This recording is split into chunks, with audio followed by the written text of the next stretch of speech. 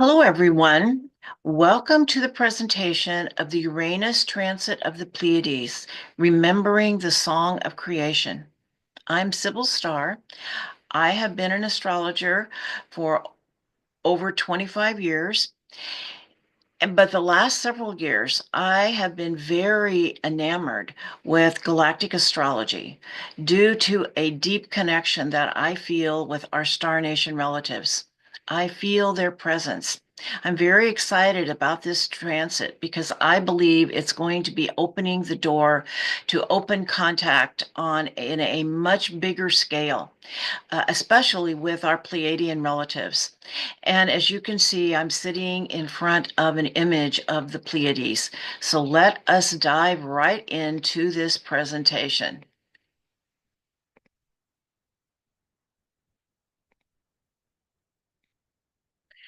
All right, so here we are. It's about remembering the song of creation, Uranus activation of the Pleiades in 2025. So as you can see here, I have some images of the Pleiades. Here is the Pleiades. The Pleiades star cluster is visible from virtually every part of the globe. It looks like a tiny, misty dipper of stars. It is 44 light years away from Earth. It is also known as Messier 45. There are over 1,000 stars in this cluster, but there are several that shine more brightly than others, and they are known as the Seven Sisters. And here there is an image here of the Seven Sisters. We've got Alcyone, which is the central star, is called the grand central sun of the Pleiades, and the Greek pronunciation is Alcyone or Alcyone. I believe that's it, Alcyone. But we're going to be calling it Alcyone because that is the English version. We have Merope, Electra, Selana, Maya, Taygeta, and Astaroth. And these are the parents over here of the seven sisters of Atlas and Pleione. But like I said, there's actually over 1,000 stars in this cluster. Late fall and winter are the prime times for seeing the Pleiades. They are first in line of three brilliant winter objects that rise one after the other over the course of about 6 hours. The Pleiades rise first, followed by Orion, and finally Sirius. And how to see the Pleiades? If you can find Orion, which is the most recognizable constellation in our Milky Way galaxy, at least here from Earth, and then, follow Orion up and you will see a bright reddish star called Aldebaran. And then the Pleiades is just to the right and up from that. Aldebaran is known as the follower of the Pleiades. The mythology and astrology of the Pleiades. Bernadette Brady says the Pleiades take up around a degree in the sky, but has claimed more poetry, scientific writings, recordings, and myths than any other constellation. Many different cultures around the world have deep connections to the Pleiades, including Babylon, the Celts, Egypt, Greece, and many others. In Babylon, the heliacal rising star of the Pleiades heralded the beginning of the new year. The Celts used the heliacal setting star. That's the star that rises in the east just after the sun sets in the month of mourning, which is November, for their beloved dead. Prayer would be said on what is now known as November 1st. It is related to All Hallows Eve and Halloween, and it is linked to the fates. To the Egyptians, the Pleiades were seven goddesses whom the dead had to encounter and by whom they had to be judged. To the Greeks, the Pleiades were part of an early cult of Aphrodite, who gave birth to seven daughters and turned them into a flock of doves. The leader of the doves was a dove goddess, Alcyone, who was said to bring good weather for the planting season. And just an interesting note is the word for the Pleiades in Japanese is Subaru, and of course that is their car. And if you look on that's their symbol. The symbol of Subaru is the Pleiades. There are seven stars there. The constellation of the Pleiades is found from 28 degrees of Taurus to Gemini 1 degree. The Pleiades are in alignment with the sun from May 18th to the 22nd. Alcyone is the brightest star in this constellation. It is at 0 degrees, 20 minutes of Gemini. And the astrology of Alcyone, and this is from Bernadette Brady, the principle of inner vision and activation of the third eye, a desire to seek inner knowledge, but is linked to the fates and the judgment of the dead. So, the history of the Pleiades with Mother Earth. Why such a big connection with a constellation that is 444 light years away? This comes from Barbara Hand Clow, who is a famous astrologer, and she comes from Cherokee origin, and she says her star ancestry is the Pleiades, that she's actually a Pleiadian starseed. A great spiral of stellar light from the Pleiades reaches our sun, and our sun is the eighth of the large stars of the Pleiades. The generator of the spiral is Alcyone, the central star of the Pleiades from Earth's view. Some say our sun was once part of the Pleiades, and the stories have been created about how and why the sun became separated from the Pleiades. Barbara continues. She says, my Mayan medicine man, Hunbat's Men, has written about the Pleiadian star system since it is the basis of the long count in the Mayan calendar. Somehow, the Pleiadians have a great impact on the Mayan system, as if they slide into our world through a nautilus spiral when significant nows arrive. And this is such a now moment. She says her Pleiadian guides say they come into our dimension to inspire us to become masters of love. They are the keepers of the fifth dimensional reality of love and creativity. And I have here an image from her book, The Pleiadian Agenda. It's called the Axis of Consciousness, the vertical axis. And so I did cut off a little bit of it. So the first dimension is the iron core of the crystal earth. We come over here. This is the second dimension, which is telluric realm, deep, hot biosphere elementals. Third dimensional realm here, which is inner space, time, and humanity are the keepers. The fourth dimension is the collective mind, and the Anunnaki are the keepers of that dimension. The fifth dimensional reality is love and creativity, and the Pleiades are the keepers of this dimension.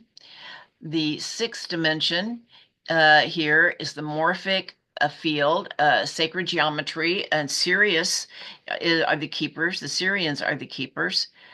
Seventh dimension is galactic informational highways of light, and the Andromeda Galaxy are the keepers of this dimension. Cosmic order, galactic federation. This is the eighth dimension. Orion are the keepers here.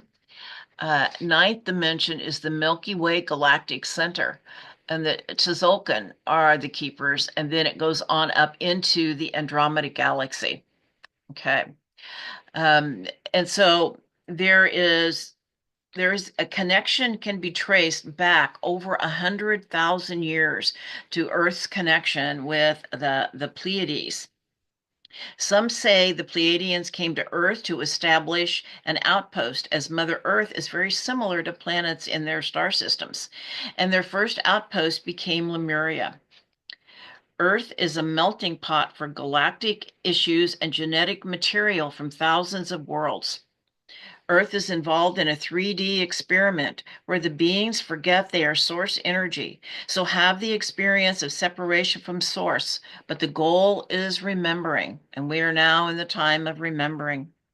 The Pleiadian star mothers seeded the consciousness of Lemuria, and so the Pleiadians are the direct ancestors of the Lemurians. And this is a beautiful image here of a Pleiadian star mother. Okay. Um, and and of course, and here's a beautiful image of Lemuria as well. According to the book, The Keys of Enoch, the Pleiadians were responsible for upgrading the genetics of humanity.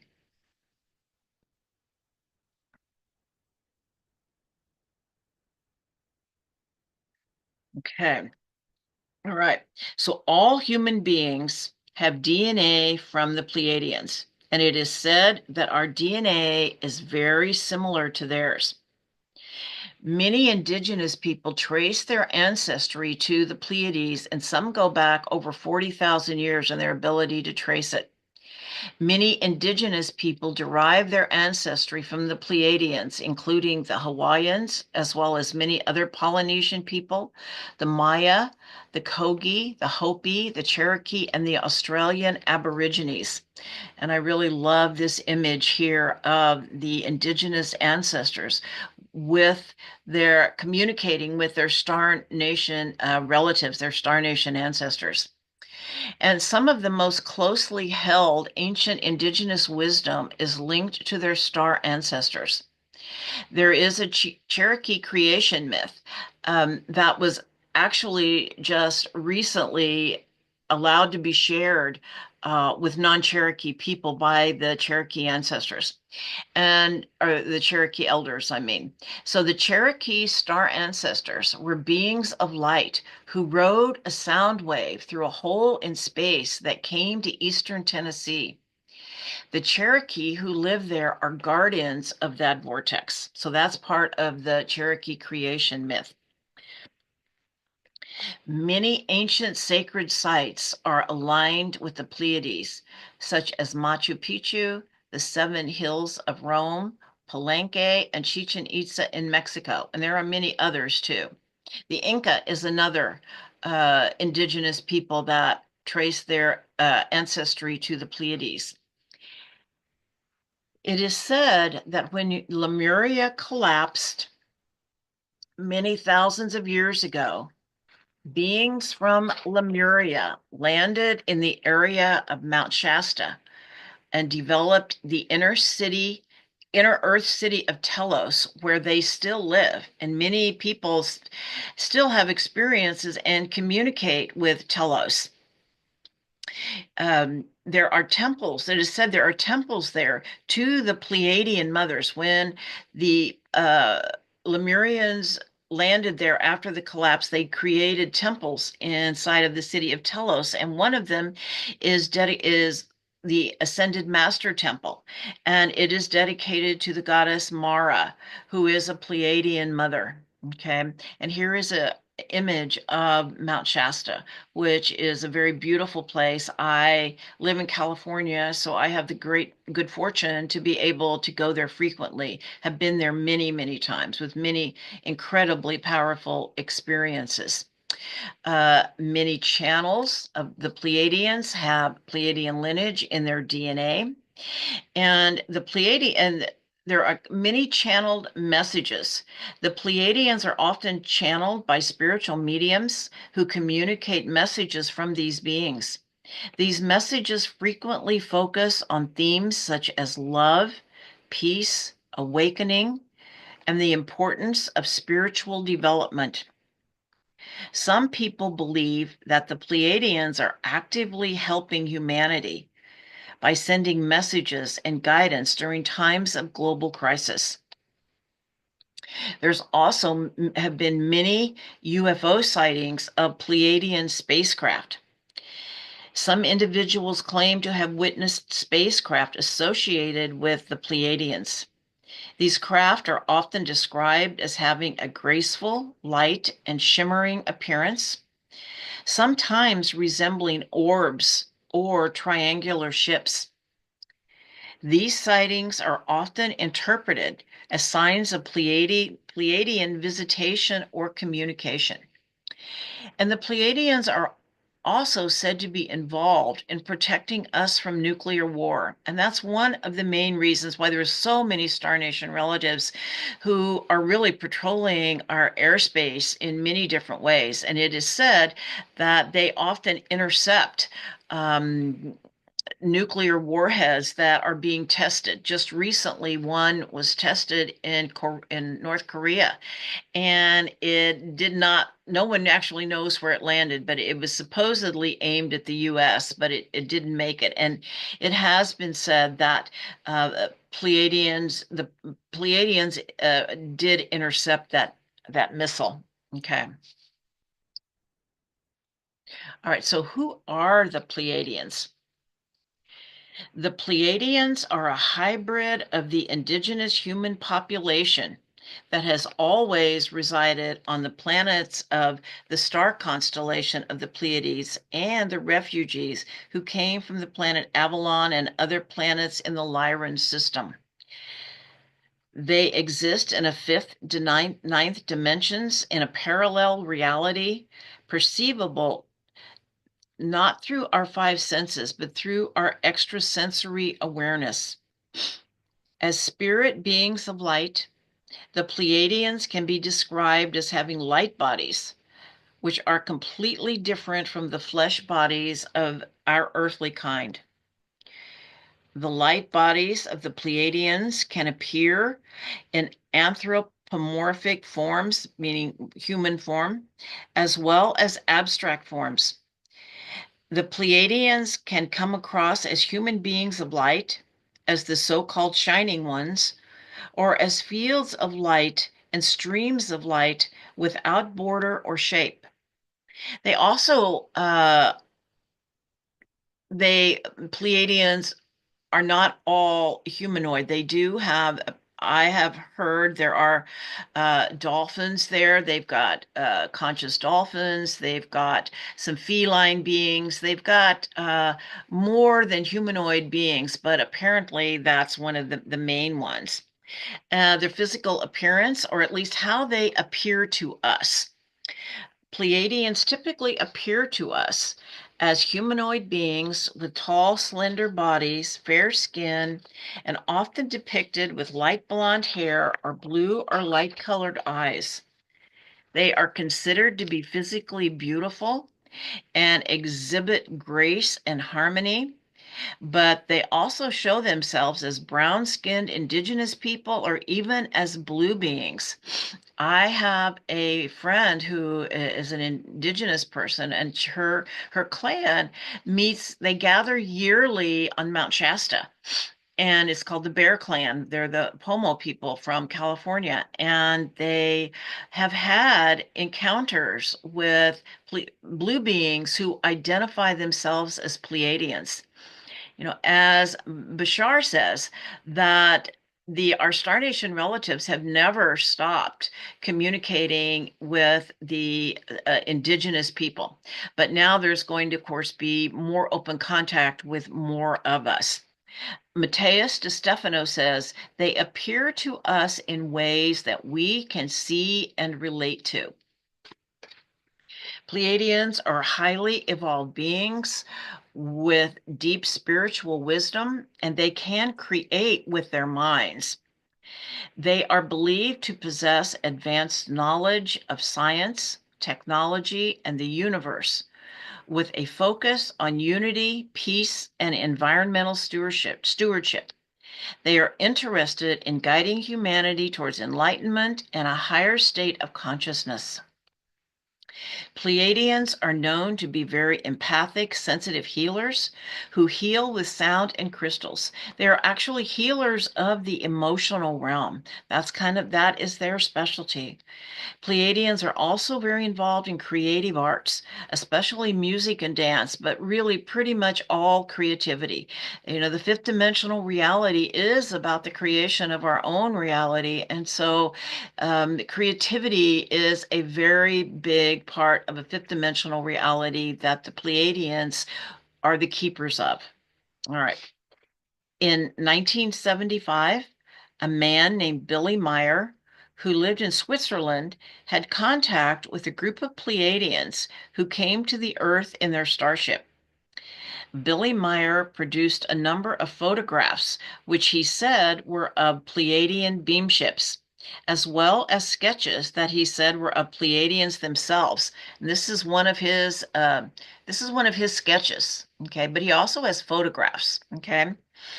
Um, Meyer's Pleiadians were said to be spiritual and in touch with nature, and they became a component of the New Age movement during the 1970s, where they were depicted as a peace-loving race of space brothers, which was said to be warning contactees that humanity was heading towards self-destruction.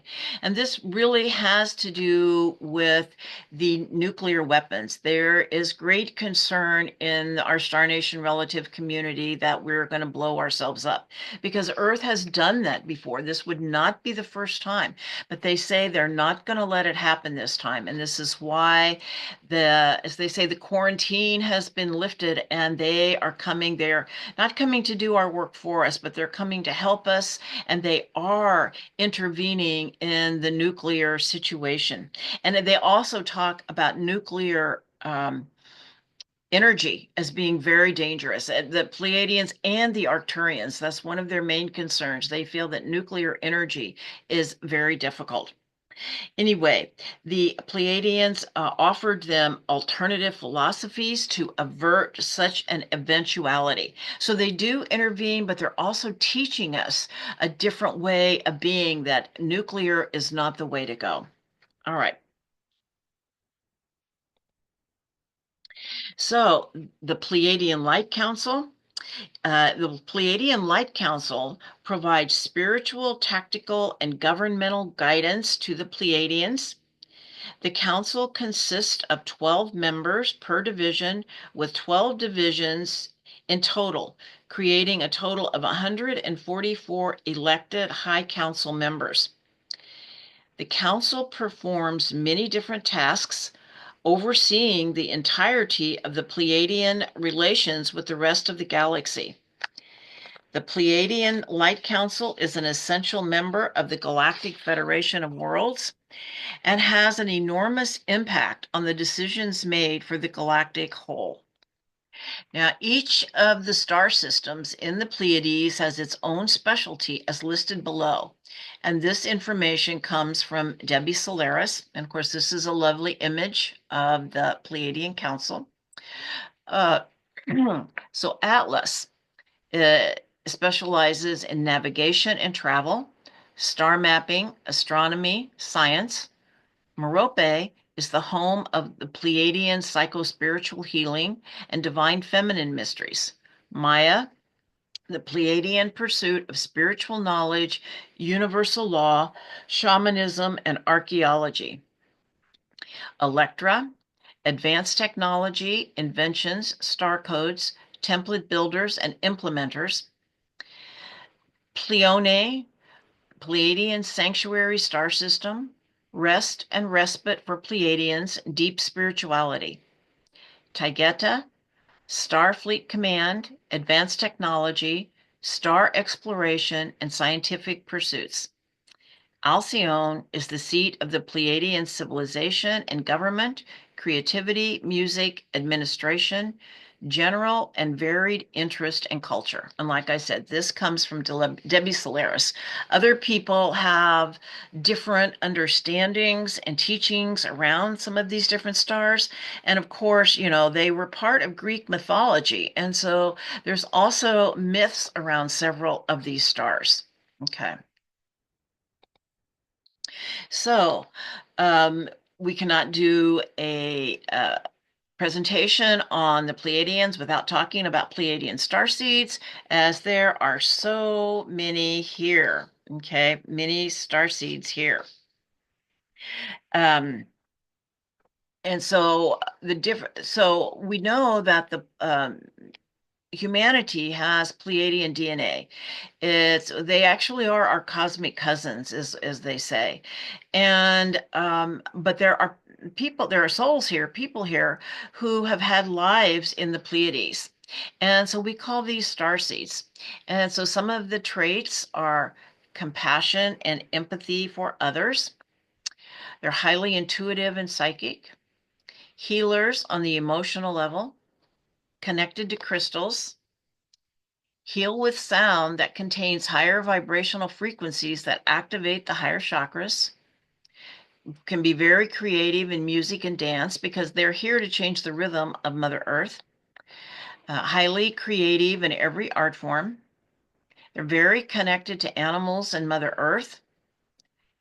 Good communicators, speak their truth, sensitive to drugs and alcohol, dislike conflict, may have boundary issues, may have a desire to fix others, and can be people pleasers.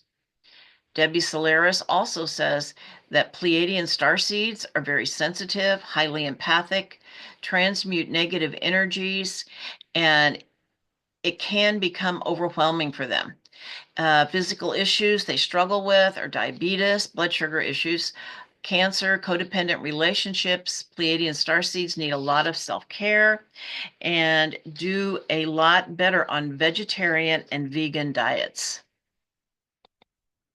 So this going to be talking now. This comes from Barbara Hand Clow's Pleiadian Agenda.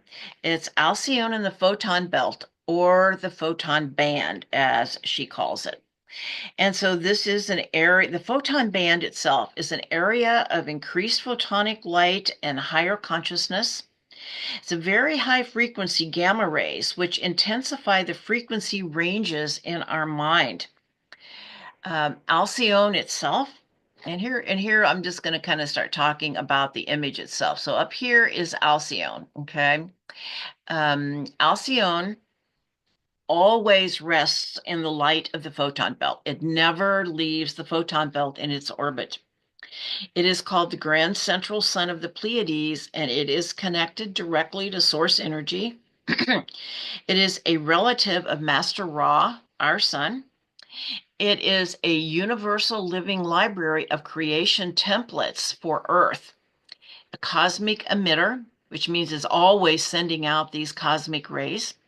And it is said that a community of angelic healers live there as well. And this comes from the book Stellar Destinies by Dr. Beatrix Sazel and Aniko Gresco. Okay, so, but the rest of this material, well, actually it comes from both. This material comes from Barbara Hand Clow and also from the Stellar Destinies book. So we're looking at now, this image is what's called the Alcyone spiral. And what this is about is this is a download Barbara Henclau received, as well as Dr. Beatrix and Aniko, that our solar system is now transiting in the photon belt. And I know there's science behind this as well. And as I said, the photon belt is an area of increased photonic light and high energy gamma rays.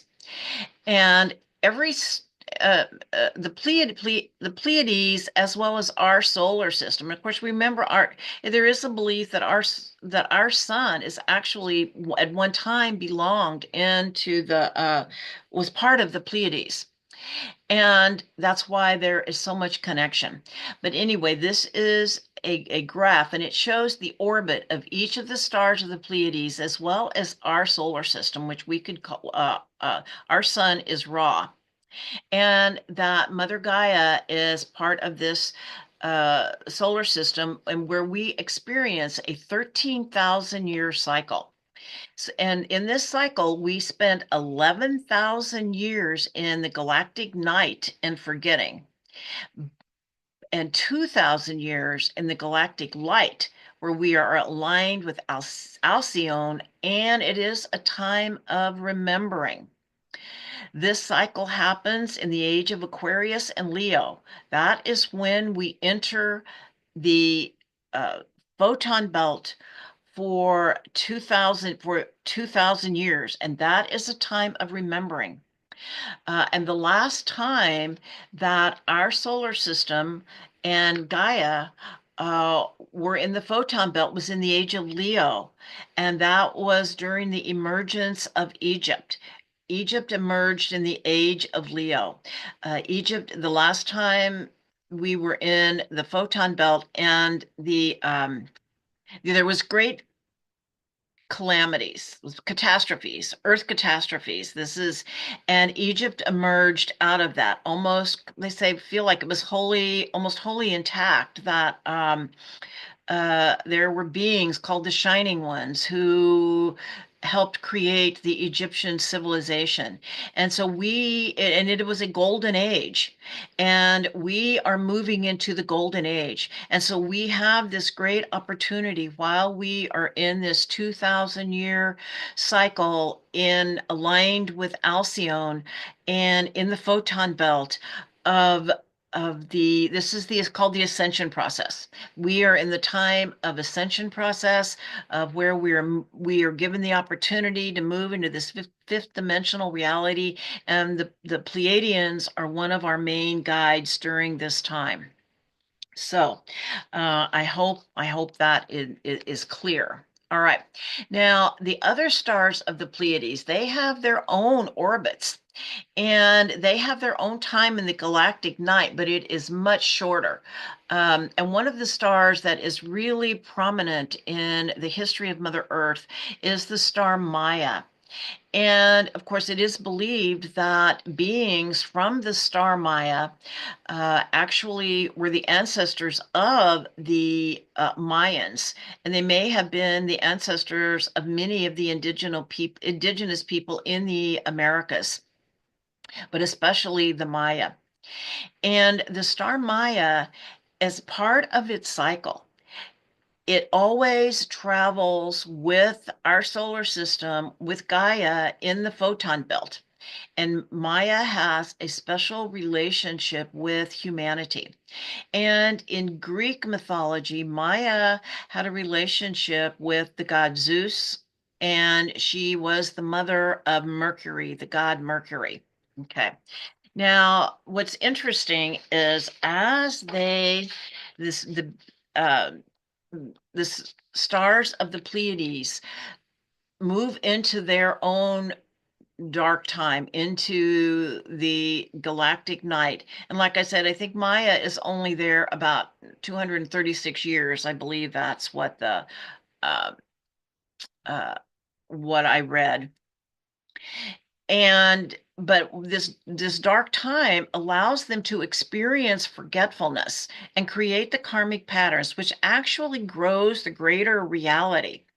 And according to Lisa Royal Holt, the Pleiadians have two karmic patterns, which many of the Pleiadian starseeds, as well as much of humanity, carry this karmic pattern. And so in their history, the Pleiadians were known to believe in always being positive and what we would call today spiritual bypass. As a result, they developed an immune system disorder due to the inability to feel negative feelings. Because remember, the Pleiadians are actually emotional level healers. And so it's important to feel everything. If we don't feel, we've got to feel it to heal it. Because if we don't feel it, we repress it and it stays in our energy body and our emotional body and ultimately can make us ill. So their holy people figured this out and understood that the importance of feeling negative feelings, dark feelings, as much as positive feelings. And it is about the integration of the shadow and the integration of dark and light within that heals us and makes us whole. Now, another piece of history, according to Lisa Royal Holt, is the Pleiadians were rescuers. Of course, they were empaths, very sensitive. They saw the people of Orion suffering and so attempted to intervene and rescue them. And for those of you who are not aware, the beings in the Orion constellation experienced many millions of years of war. And so, as the Pleiadians tried to intervene and rescue some Orion beings from Orion retaliated and destroyed a most beautiful planet in the Pleiadian system. And so there can be a feeling of collective guilt around this. And just as just my own observation, I feel like many of the Earth activists have a very strong Pleiadian connection, and they have experienced a planet being destroyed before. So Pleiadians can often feel it deeply within their psyche, within their consciousness. But the important thing to remember is to step back and to Mother Earth is going to heal herself. We need to heal. She says the most important things for us to do is to heal ourselves, is how we heal her. And so it's really important to remember that. But to just know that Pleiadian star seeds often carry these traits, and there may be some karma to work through. So now to the astrology. We're going to be talking about the planet Uranus. And so Uranus is the first of the what's called the outer planets or the transpersonal planets.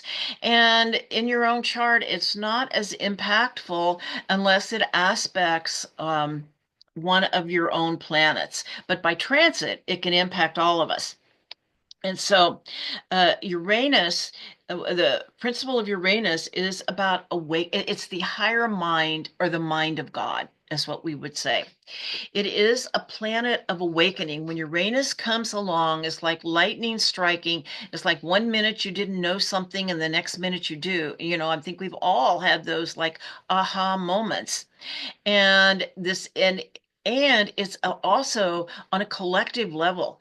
It's very much about the awakening of humanity. Okay. Uranus is about downloads. Like I said, getting those downloads. And it's actually downloading ideas from the mind of God that are in the morphogenic field.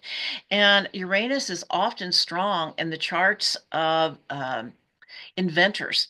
And as well as, people that have these cutting edge brilliant ideas. It's really about our own genius. Uranus awakens us to our own genius, and sometimes a great idea can come in and many people catch it at once. Here in the United States, we have a patent system, so only one person can be allowed to be responsible or to get the benefits of these downloads, but many people get them at the same time. Uranus comes along when we need change, when we're stuck. Uranus impacts the weather, and it also rules the energy meridians and nervous systems in our body. So it's really a very powerful planet. Now, Uranus has a 7-year cycle, has been traveling in Taurus, and in 2025, Uranus is going to be traveling from 23 to 29 degrees of Taurus. And with Uranus and Taurus is when we've been getting these physical upgrades to hold the increasing light. As I said, Uranus rules the energy meridians and nervous systems in our bodies. And we've been getting these incredible solar flares and coronal mass ejections, as well as we're traveling through this photon field of increased light. So it's so important because it is about the activation of the new human template and the 12-strand DNA. As we're moving through these increased fields of light, our bodies are being upgraded. And because we need to be able to anchor this light in our bodies and connect to Mother Earth, because Mother Earth herself is going through this ascension process. We're all going through this together. And as we move into a fifth dimensional reality, we are going in our bodies. We are not leaving our bodies. So our bodies need to be able to align with the energy coming in. And I've often compared this to we have been running on like a 110 voltage but a 220 voltage is coming in, and so ultimately everything will be a 220 voltage. And so it's so important to take care of our bodies, and because we are being asked to hold this increased light. Uranus and Taurus is about a connection to the consciousness of Mother Gaia, present and grounded in our bodies. Uranus is traveling in Gemini from July 7th to November 7th at 0 degrees, 1 degree, 27 minutes of Gemini. going to be there. Let's see. Yeah, and then move back into Taurus. So Uranus in Gemini is about the acceleration of consciousness growth with increased vibrational frequency. It is definitely a time of the increased awakening of humanity. We may come to some tipping points. We will be downloading a new spectrum of sound, light, and frequency and sacred geometric patterns. Increased downloads with new solutions to old problems. It's like the old ways of solving problems are just not going to work anymore. We need to be open to the infinite possibilities that are pouring in and be able to think outside of the box. We'll have increased access to advanced technology, inner and outer technology. And one of the most important things to know at this time is it's not only Uranus and Gemini, but all of the outer planets are in the early degrees of the air and fire signs. So it's kind of like a rocket blast taking off in consciousness. Just a small example. Well, it's not as small as it's a sad example. The fires that happen in California, like the ones that are just happening in Southern California, the California is very fire prone, but when the winds come in, and that is the air signs, when they come in, they really spread the fire and ignite it. So it's a very powerful energy and consciousness that is coming in. And just one more piece, it's really important to understand that as we move into a fifth dimensional reality, it's important that our consciousness is what our inner world is what is creating our outer world, and to really focus that energy, the anchor to reality based in our own consciousness rather than the outside world. For this is one of the pieces of how we will do space travel. All right. So Uranus is conjunct the Pleiades, 29 degrees to 1 degree of Gemini, 29 degrees of Taurus to 1 degree of Gemini. This will start in May of 2025. And when planets transit Alcyone, there's known to have increased paranormal activity. Matthias de Stefano says that the Pleiadians are bringing the seeds of creation for planets that are becoming awake. They help their inhabitants become creators of their own reality and help them connect to their inner truth. There is a Pleiadian manifestation process, which is a conscious co-creation with the universe. And part of that Pleiadian manifestation is to realize we know thoughts create. But emotions are absolutely involved as well. And thoughts are like the vehicles, while emotions are like the fuel that drives the vehicle. Everything is created from a baseline of frequency that pulses out into the universe and is reflected back to you. We can say the affirmation, but the underlying emotion is what the universe reflects back. So the key is to work to change the internal frequency.